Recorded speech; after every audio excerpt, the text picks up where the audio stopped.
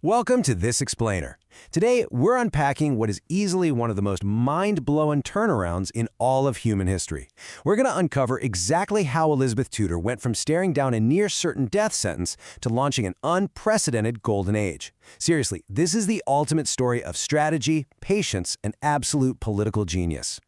Right, let's kick things off by putting ourselves directly into the Tower of London. The year is 1554. Picture the sheer terror of this environment. We're not talking about a metaphorical prison here. This was a freezing, pitch-black dungeon, and the executioner was quite literally right outside her door. And this was Elizabeth's actual waking reality. Get this, she was only 20 years old. Her mother, Anne Boleyn, had already been beheaded by her own father, King Henry VIII. The current queen, who happened to be her half-sister Mary, actively wanted her dead. Plus, she had zero money, absolutely no army, and not a single ally to call upon. Everyone who might have protected her was either dead or in exile. She was completely alone. But here's the crazy part, and the crucial pivot we're going to explore today. Fast forward just 4 years. How on earth does a young woman in such a terrifying, hopeless position miraculously survive to wear the crown? And not just survive, but rule for 44 years, crush the greatest empire on earth, and turn all that trauma into a wealthy, dominant state. Section 1. Born into chaos, illegitimate child. To truly grasp her brilliance as a ruler, we first have to rewind and look at the absolute trauma of her early days. The brutal shifts in her childhood are just staggering. She was born in 1533 to King Henry VIII, who, by the way, was so furious she wasn't a boy that just 2 years later he had her mother executed. Overnight, Elizabeth goes from royal princess to illegitimate outcast. This is in a highly vulnerable England flanked by massive empires like France and Spain. But instead of breaking, she adapts.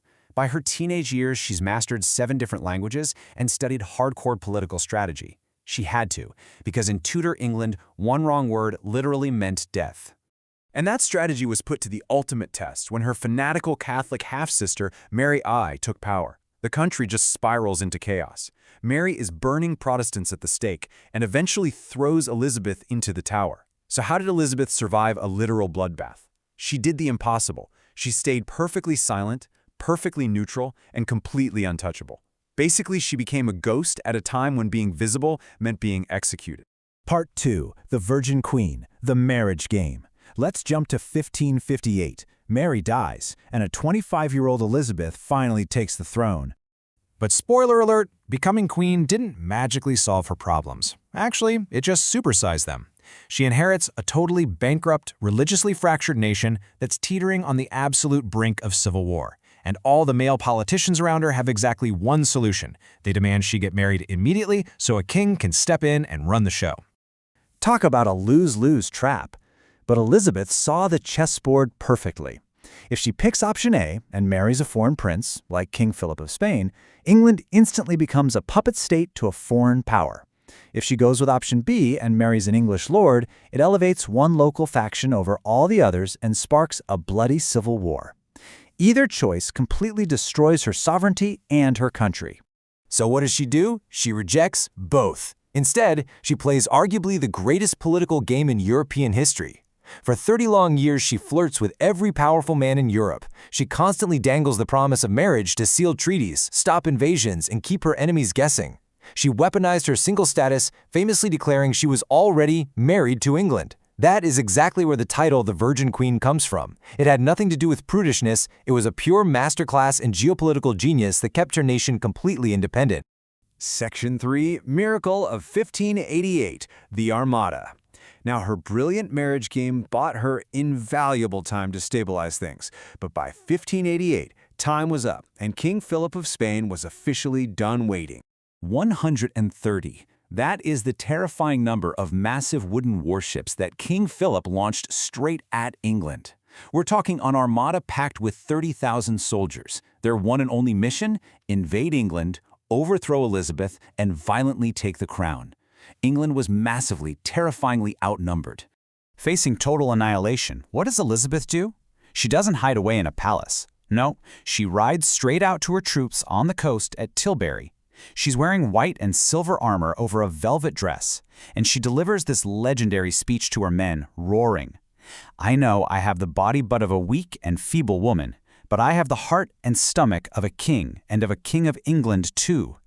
She completely shattered the gender prejudices of her time, firing up her outnumbered forces with the fierce spirit of a warrior king. And what happened next was nothing short of a miracle. Step 1, the English launch fire ships, literally blazing vessels sailing straight into the Spanish fleet, causing absolute panic and breaking their defensive lines. Step 2, nature steps in. A freak hurricane rolls through and violently smashes whatever was left of the Armada against the rocks. Step 3, Spain is completely crushed. When the storm finally cleared, England was left standing as the brand new superpower of the seas. Part 4. A Golden Legacy, Defining Icon. The shocking defeat of Spain was a huge military win, sure, but it was also the ultimate launchpad for a cultural explosion. Look at what all her fierce protection actually created. Under her stable rule, we get William Shakespeare writing his absolute masterpieces. English explorers are boldly setting out and mapping the globe. By the time Elizabeth died in 1603, she had completely transformed a chaotic, bankrupt island into a secure, wealthy, and fiercely proud nation. She truly became the defining icon of an entire era. When you think about it, she started as an unwanted daughter locked away in a terrifying dungeon, and she climbed to the absolute height of global power. It's a masterclass in geopolitical strategy and survival that is absolutely still relevant today. It leaves you wondering, looking at the complex, fractured political landscapes of our modern world, how would Elizabeth Tudor outmaneuver the leaders of today?